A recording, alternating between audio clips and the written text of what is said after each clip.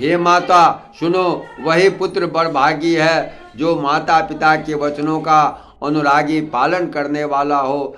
आज्ञा पालन के द्वारा माता पिता को संतुष्ट करने वाला पुत्र हे जननी सारे संसार में दुर्लभ है। इनमें वन में विशेष रूप से मुनियों का मिलाप होगा जिससे मेरा सभी प्रकार से कल्याण होगा।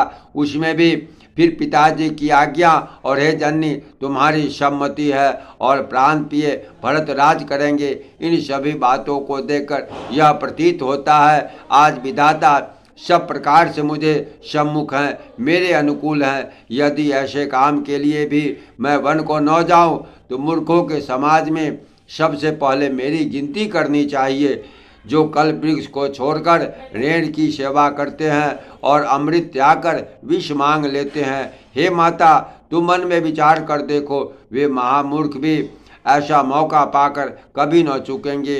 हे माता मुझे एक ही दुख विशेष रूप से हो रहा है, वह महाराज को अत्यंत व्याकुल देखकर इस थोड़ी सी बात के लिए ही पिताजी को इतना भारी दुख हो। हे माता मुझे इस बात पर विश्वास नहीं होता, क्योंकि महाराज तो बड़े ही धीर और गुणों के अथाह समुद्र हैं। अवश्य ही मुझसे कोई बड़ा अपराध हो गया है जिसके कारण महाराज मुझसे कुछ नहीं कहते।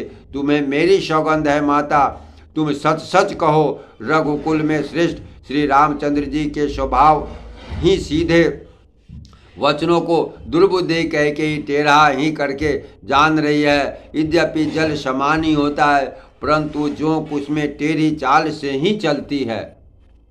रानी कह के श्री रामचंद्र जी का रुख पाकर हर्षित हो गई और कपट पूर्ण स्नेह दिखाकर बोली, तुम्हारी शपथ और भरत की सौगंध, मुझे राजा के दुख का दूसरा कुछ भी कारण विदित नहीं।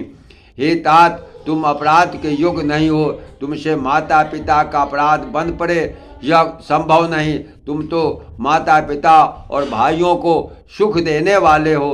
हे राम तुम जो कुछ कह रहे हो सब सत्य है, तुम पिता माता के वचनों के पालन करने में तत्पर हो।